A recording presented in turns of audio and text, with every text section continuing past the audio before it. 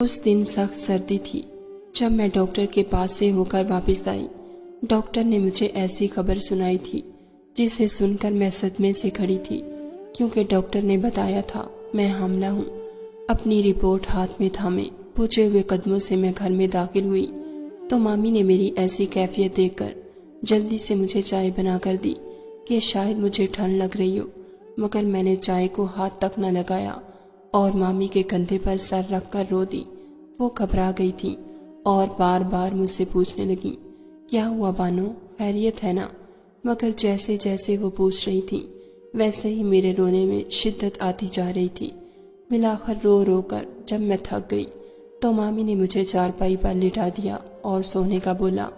رونے کے بعد اس قدر شدید تھکاوٹ ہو چکی تھی کہ لیٹتے ہی میری آنکھیں بند ہونے لگیں، یہاں تک کہ میں سو گئی۔ رات کو آنکھ کھلی تو مامی نے بتایا آج ماموں گھر واپس نہیں آئیں گے، ان کی نائٹ ڈیوٹی ہے۔ سو کھانا کھا کر میں پھر سے لیٹ گئی۔ جب وہ میرے لیے ایک گرم گلاس دودھ کا لائیں اور زبردستی مجھے پلا دیا، دودھ پی کر میں پھر سے لیٹنے لگی تو وہ بولی، بانو کیا پریشانی ہے میری بچی، مجھے بتاؤ، میں ہوں نا تمہارے ساتھ، جو بھی بات ہے کھل کر کرو بیٹا۔ میں چند لمحے سوچتی رہی، پہلے سوچا کہ نہ بتاؤں، لیکن یہ بات چھپنے والی نہیں تھی۔ اپنی انگلیاں چٹکاتے ہوئے میں نے مامی کو بتایا کہ میں حاملہ ہوں۔ یہ سن کر وہ جہاں کی تہاں رہ گئی اور میرا پورا چہرہ پھر سے آنسوؤں میں تر ہو چکا تھا۔ بانو کیا کہہ رہی ہے تو؟ کب ہوا یہ سب؟ تو کسی کو پسند کرتی ہے کیا؟ اب مامی کے الفاظ بہت سوچ سوچ کر ادا ہو رہے تھے اور میں ہنوز نفی میں سر ہلاتی جا رہی تھی۔ پھر بتانا کیسے ہوا یہ سب؟ تو نے مجھے کیوں نہ بتایا؟ بول ورنہ میرا دل بند ہو جائے گا۔ میں نے دھیرے دھیرے بولنا شروع کیا۔ اس دن جانتی ہیں جب میں مصباح کے گھر گئی تھی تو واپسی پر رات ہو گئی تھی۔ مامی نے جلدی سے سر ہلایا اور مجھے بات جاری رکھنے کو بولا تو گلی میں اکیلی واپس آ رہی تھی جب ایک شخص نے اندھیرے میں میرا منہ بند کیا اور مجھے ایک خالی پلاٹ میں لے جا کر میرے ساتھ ظلم کر دیا۔ کل میں ڈاکٹر کے پاس گئی تو اس نے مجھے بتایا کہ میں حاملہ ہوں۔ یہ کہہ کر میں پھوٹ پھوٹ کر رو دی اور مامی گمسم سی میری بات سن رہی تھی۔ جب میں نے بات ختم کی تو ان کی آنکھوں سے بھی لڑیوں کی صورت آنسو بہہ نکلے۔ وہ پوری رات ہم دونوں جاگتی رہیں۔ مامی بار بار میرا ماتھا چومتی اور مجھے ہمت دیتی۔ میں بھی کسی بے جان چیز کی طرح دیوار سے ٹیک لگائے بیٹھی تھی۔ میں نے جتنا بتایا مامی نے وہ سن لیا۔ اس کے علاوہ ایک لفظ تک مجھ سے نہ پوچھا، نہ ہی کوئی کرید کی۔ اگر ان کی جگہ میری اپنی ماں بھی ہوتی تو وہ کہیں نہ کہیں مجھے مجرم ٹھہرا دیتی کہ شاید تمہارا کسی کے ساتھ چکر ہوگا، مگر مامی نے ایک لفظ تک میرے خلاف نہ بولا تھا۔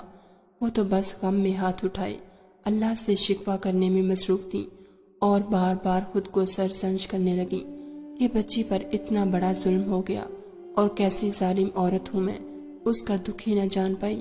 اس میں غلطی ان کی نہیں تھی، کیونکہ جس دن میرے ساتھ یہ سب ہوا تھا اس روز میرے کزن یعنی مامی کے بیٹے کا ولیمہ تھا اور ولیمے کے بعد میں مصباح کو اس کے گھر چھوڑنے گئی تھی، کیونکہ وہ اکیلے جاتے ہوئے بہت ڈرتی تھی۔ مزید اس کا بھائی بھی شہر میں نہ تھا، لیکن میں اپنے آپ کو بہت بہادر اور کوئی جھانسی کی رانی سمجھتی تھی۔ مجھے کبھی ڈر نہ لگا، یہاں تک کہ مامی ماموں نے بھی مجھے کبھی رات نہ ہو جانے کی وجہ سے سہیلی کے گھر جانے سے نہ روکا۔ سو مجھ میں اعتماد کوٹ کوٹ کر بھرا تھا۔ میں مصباح کو چھوڑ کر واپس آئی تو سارے ڈر اور خدشات نے مل کر مجھے بے بس کر دیا اور میں ایسی ٹوٹی کہ اب تک سنبھل نہ پائی۔ صبح فجر تک میں اسی تاریک جگہ پر لیٹی رہی، پھر اٹھ کر ہمت مجمع کی، پاس لگے نلکے سے منہ دھویا اور گھر کو چلی آئی۔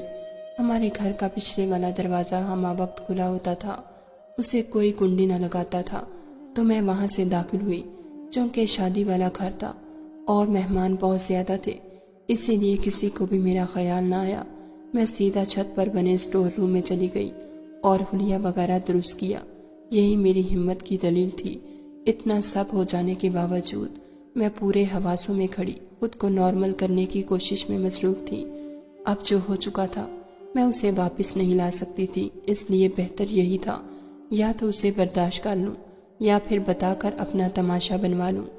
ہمارے محلے میں ہی پہلے بھی ایسا ہوا تھا، ایک لڑکی کے ساتھ کسی نے زیادتی کی اور سب لوگوں کو علم ہو گیا، کیونکہ وہ لڑکی میری طرح دلیر نہ تھی اور اس کے رونے نے سب کو خبر کر دی، جس کا نتیجہ یہ نکلا پورے محلے نے اس لڑکی کے گھر والوں پر تھو تھو کی، اور اس کے بعد لڑکی کی شادی نہ ہوئی، نہ ہی اس کی بہنوں کے رشتے کہیں ہوئے۔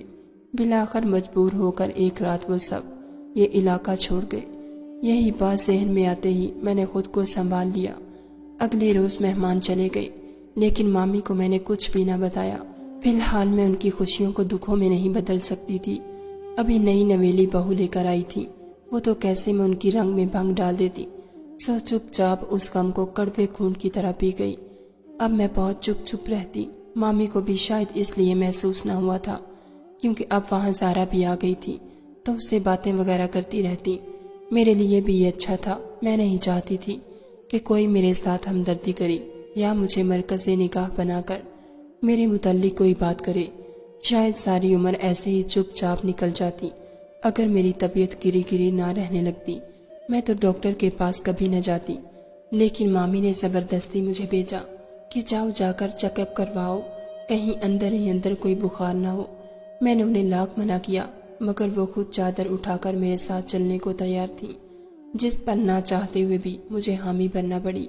اچھا ٹھیک ہے، ایک بار زارا اور بھائی کو جانے دے، پھر میں چلی جاؤں گی۔ میرا یہی خیال تھا، اگر کوئی بات کھلے تو بھائی یا زارا گھر نہ ہوں، اور کل وہ سیر و تفریح کے لیے پاکستان کے شمالی علاقہ جات کی طرف جا رہے تھے۔ ان کے گھر سے نکلتے ہی میں بھی ڈاکٹر کے پاس چلی گئی، لیکن آگے ڈاکٹر نے جو روح دہلا دینے والی خبر سنائی، اسے سن کر مجھے یہی لگا اب میں کبھی مامی کے سامنے سر نہ اٹھا سکوں گی، کیونکہ وہ میری ماں نہیں۔ اگر ماں ہوتی تو شاید میری حالت کو سمجھتی، مجھے برا بھلا نہ کہتی، لیکن میں غلط تھی، انہوں نے تو اف تک نہ کہا تھا۔ اس وقت مجھے خود پر بے طرح شرمندگی ہوئی کہ پوری زندگی اس مامی کی محبت تلے گزار دیے اور آج تک میں انہیں نہ سمجھ پائی۔ بچپن میں میرے والدین مجھے رکھنے سے انکار کر دیا تو یہی وہ نیک خاتون تھی جو آگے بڑھی اور مجھے اپنی گود میں بھر لیا۔ ہمارا خاندان کوئی غریب گھرانے سے تعلق نہیں رکھتا تھا، بلکہ سب لوگ پڑھے لکھے اور اچھے عہدوں پر فائز تھے۔ میرے والد ڈاکٹر تھے، وہ پڑھ لکھ تو بہت گئے مگر اپنی سوچ کبھی نہ بدل سکے۔ ہم لوگ 5 بہنیں ہی تھیں۔ بابا کو بیٹے کی بہت خواہش تھی، لیکن ان کی بدقسمتی یا قسمت کے کھیل، خدا نے انہیں بیٹے سے نہ نوازا۔ اس بات کا غصہ وہ میری ماں پر بھی نہیں نکال سکتے تھے، کیونکہ ان دونوں کی پسند کی شادی تھی۔ میری ماں اور بابا دونوں میڈیکل کالج کے تھے، ساتھ پڑھتے تھے، وہیں سے وہ ایک دوسرے کی محبت میں گرفتار ہو کر شادی جیسے پاک بندھن میں بندھ گئے۔ بابا نے بہت پڑھا، لیکن ان کی جاہلیت انہیں لے ڈوبی۔ وہ اس قدر قدامت پسند تھے کہ ماں کو پریکٹس نہیں کرنے دی، یہاں تک کہ ماں نے ہاؤس جاب بھی نہیں کی اور بابا کے ساتھ بیاہ کر ان کے گھر آ گئیں۔ پھر جب پہلی بیٹی کی پیدائش ہوئی تو اس پر سبھی نے خوشی کا اظہار کیا اور بنتا بھی تھا۔ ویسے بھی ساری خوشیاں صرف بڑے بچوں کا ہی مقدر ٹھہرتی ہیں، ہم چھوٹوں کو تو کچرے کی مانند پھینک دیا جاتا ہے۔ پہلے کے بعد دوسری پر کم خوشی ہوئی۔ میری ماں بھی بابا کے رنگ میں اس قدر ڈھل چکی تھی، وہ دن کہتے تو ماں رات کو دن بول دیتی۔ اگر بابا خوش ہوتے تو وہ خوش ہوتی، اگر بابا کے سر میں درد ہوتا تو ماں کو بخار ہو جاتا۔ ان دونوں کی آپسی محبت مثالی تھی، مگر اولاد کے خانے میں مار کھا گئے۔ اسی طرح دوسری، تیسری بیٹی اور پھر چوتھی بیٹی تک اولاد کی محبتیں نہ جانے کہاں جا سوئیں۔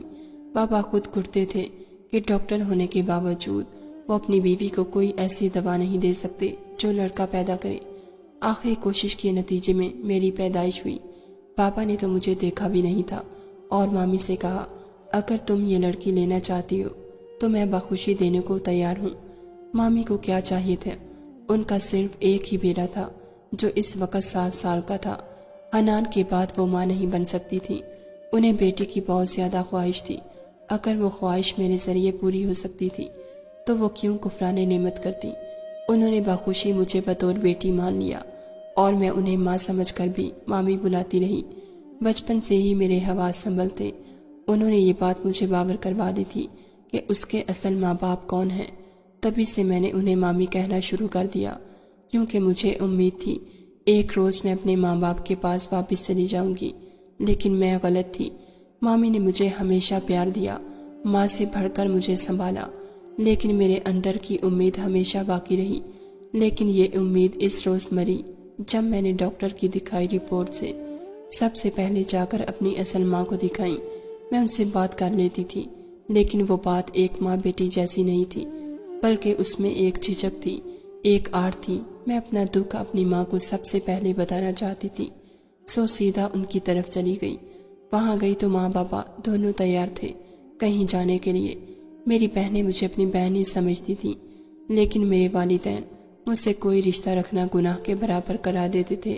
ماں، میں نے کچھ بتانا تھا۔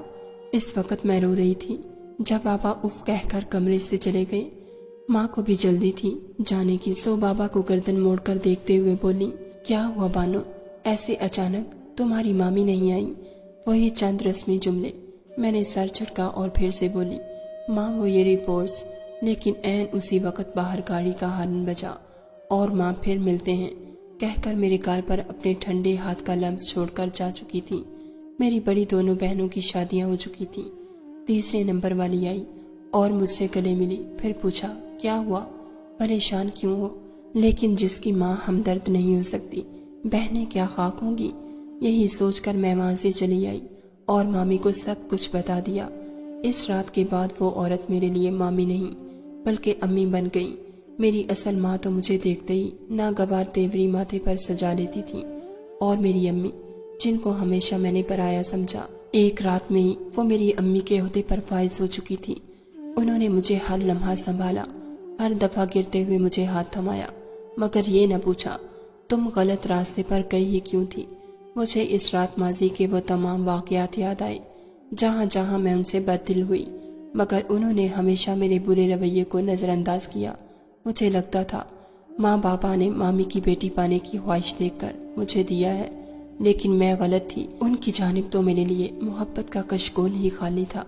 اگلی صبح ماموں آئے تو انہیں کھانا کھلا کر مامی نے مجھے چادر لینے کو بولا۔ میں ٹھٹک گئی کہ کہاں جا رہے ہیں ہم؟ ان کا جواب تھا ہاسپٹل، مگر میں نے انکار کر دیا۔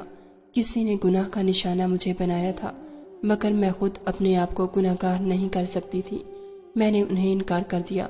میرے انکار پر وہ ایک دم سے بے بس ہو گئی اور مجھے سمجھانے کی کوشش کرنے لگی، مگر میرا انکار کا انکار ہی رہا۔ عین اسی لمحے انہیں کچھ یاد آیا اور وہ جلدی سے فون کی جانب لپکی۔ ہیلو فرزانہ، میں بول رہی ہوں۔ نکھت، ہاں تم نے اپنے بیٹے کے لیے رشتہ بھیجا تھا نا بانو کا؟ ہاں نا، تم نے کہیں اور تو نہیں کر لیا وہ رشتہ؟ اچھا، میں شام کو تمہاری جانب آؤں گی۔ یک طرفہ فون پر ہوتی باتوں سے میں بخوبی اندازہ لگا سکتی تھی کہ کیا بات کی جا رہی ہے۔ فرزانہ آنٹی نے مجھے شادی پر دیکھا تھا۔ وہ امی کی بہت اچھی دوست تھی اور شادی کے 2 دن بعد ہی میرے لیے اپنے بیٹے کا رشتہ لائی تھی۔ بیٹا چونکہ بیرون ملک رہتا تھا، اس لیے امی نے انہیں کوئی جواب نہ دیا اور ٹال دیا۔ ویسے بھی وہ ابھی میری شادی کرنے کے حق میں نہیں تھی، لیکن اس وقت اس رشتے کا یاد آنا میں بخوبی سمجھ گئی تھی۔ امی نہیں کریں، مجھے شادی ابھی نہیں کرنی پلیز۔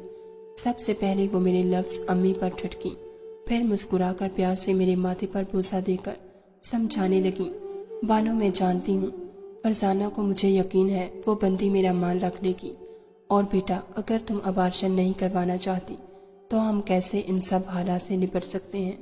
اس لیے بہتر یہی ہے کہ تمہاری شادی کر دی جائے۔ مگر میری رٹ وہی تھی، مجھے شادی نہیں کرنی۔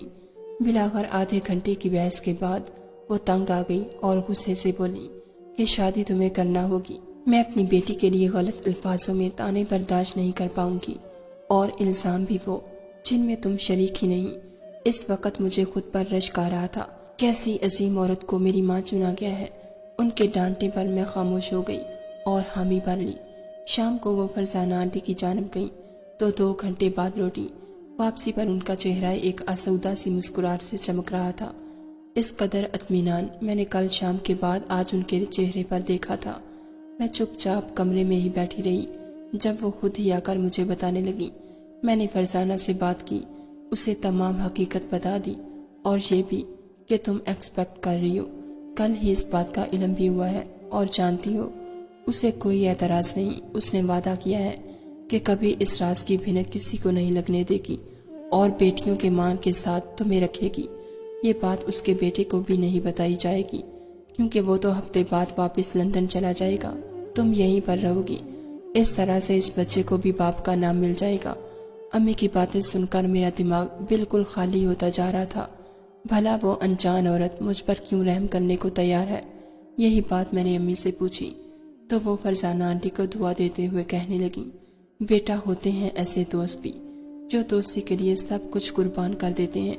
وہ عظیم عورت بھی ان لوگوں میں سے ایک ہے۔ دیکھنا وہ تمہیں کوئی غم نہیں آنے دے گی۔ بس تم میرا بچہ خیال رکھنا، کبھی یہ بات بھول کر بھی کسی کو نہ بتانا۔ لیکن میرے دماغ میں ایک اور سوال گردش کرنے لگا تو میں نے پوچھا، امی ایسے تو جلدی ہوگا تو دنیا کو کیا جواب دیں گے؟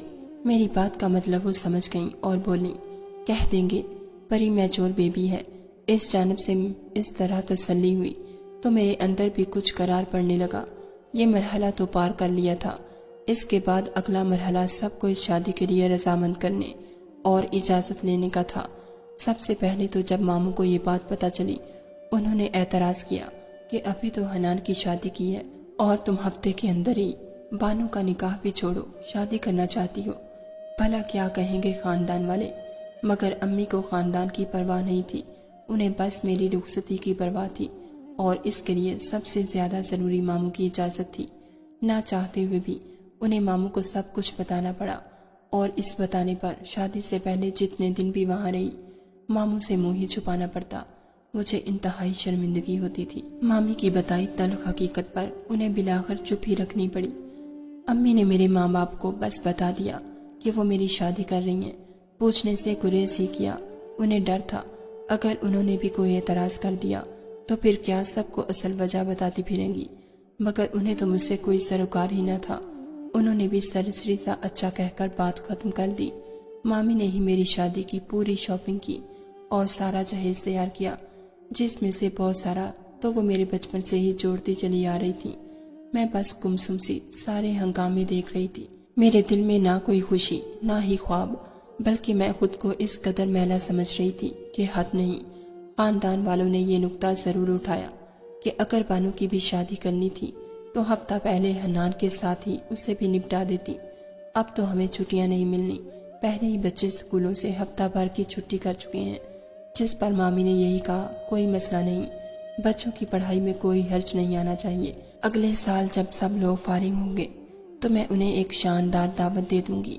سب لوگ ہی بڑبڑا کر چپ کر گئے کہ پیسہ دکھاتی ہے، یہ ہے وہ ہے، مگر مامی کو کوئی فرق نہیں پڑا۔ رخصتی سے پہلے وہ بات بات پر رونے لگتی، مجھے گلے سے لگا کر کئی منٹ دلاسے دیتی۔ میں بھی اس ہفتے میں ان سے تمام لاڈ اٹھوا رہی تھی۔ جس دن رشتہ طے ہوا تبھی انہوں نے مجھے ڈپٹ کر کہا، بانو یہ ہفتہ تم اپنا ہر غم بھول جاؤ، خوشی مناؤ، انجوائے کرو۔ ہم ماں بیٹی خوشی خوشی ایک دوسرے سے جدا ہوں گے۔ ان دکھوں کے بوجھ کے لیے تو ساری عمر پڑی ہے۔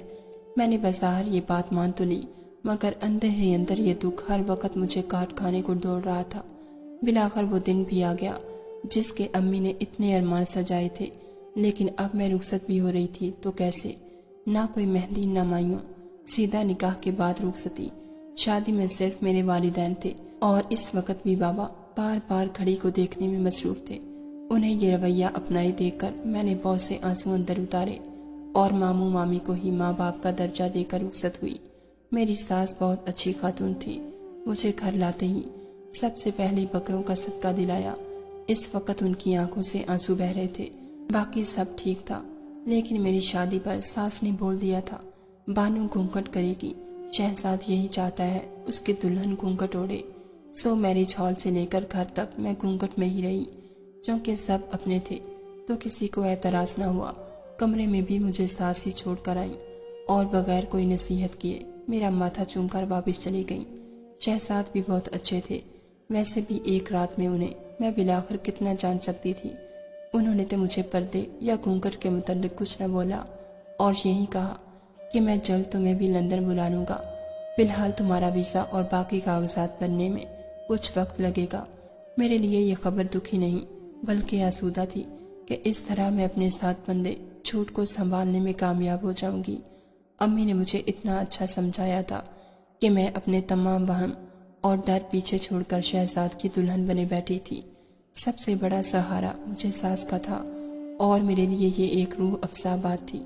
اگلے روز ولیمے سے پہلے ساس میرے پاس آئیں اور بولیں، بانو جو کچھ بھی ہے وہ تمہارے اور میرے درمیان ہے، بیٹا بھول کر بھی کسی کے سامنے ذکر نہ کرنا، باقی سب میں دیکھ لوں گی۔ اور ایک بات، تم اپنے سسر سے بھی پردہ کرو گی۔ میں کوئی تنگ ذہن عورت نہیں ہوں، لیکن تمہارے بھلے کے لیے کہہ رہی ہوں، ان سے پردہ کرنا۔ باقی تمہاری جو فرمائش یا خواہش ہو وہ تم مجھے بتا سکتی ہو، میں اپنی بیٹی کو کہیں بھی دکھ نہیں دیکھ سکتی۔ ساس کی پردے والی بات بہت عجیب تھی، مگر میں چپ کر گئی۔ اب شاید بہت سی باتوں پر چپ ہی کرنا تھا۔ ولیمے پر بھی میں نے ساس کی ہدایت کے مطابق گھونگھٹ اوڑھا، اور ولیمے کے ہفتہ بعد ہی شہزاد بھی لندن چلے گئے۔ ان کا رویہ میرے ساتھ ٹھیک تھا، لیکن بہت اچھا نہیں تھا۔ مجھے بہت مرتبہ وہ لندن کے متعلق بتا چکے تھے، وہاں ماحول ایسا ہے ویسا ہے۔ پاکستان میں مجھے گھٹن ہوتی ہے، یہاں کے لوگ حکومت کرنا جانتے ہیں اور بہت کچھ۔